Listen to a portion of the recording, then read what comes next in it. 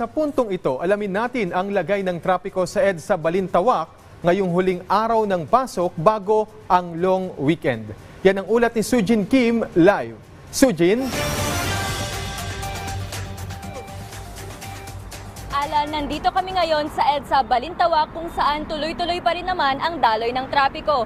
Pero dahil ngayon ang huling araw ng trabaho bago ang Pasko, inaasahang magkakaroon pa rin ng build-up ng traffic hanggang mamayang gabi. Madaling araw pa lang kanina ay nagsimula ng bumiyahe ang ilan sa ating mga kababayan para makaiwas sa matinding traffic. Para maalalayan ang mga motorista, nasa lansangan ngayon ang lahat ng traffic enforcers ng MMDA pati na rin ang kanilang medical staff. Bukod pa ito sa mga tauhan ng ilang local government units o LGUs na tumutulong rin sa pagmamando sa daloy ng trapiko. Kung makikita naman sa kabila, bagamat umuusad rin ang daloy ng trapiko, mas mabagal na ito kumpara kaninang alas 5 ng hapon. Bukod pa dyan, kapag diniretso pa ito, sisikip din pagdating sa mall area.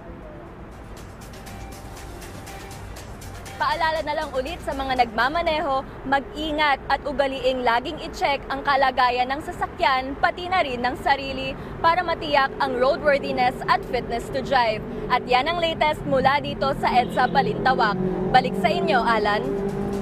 Maraming salamat, Sujin Kim.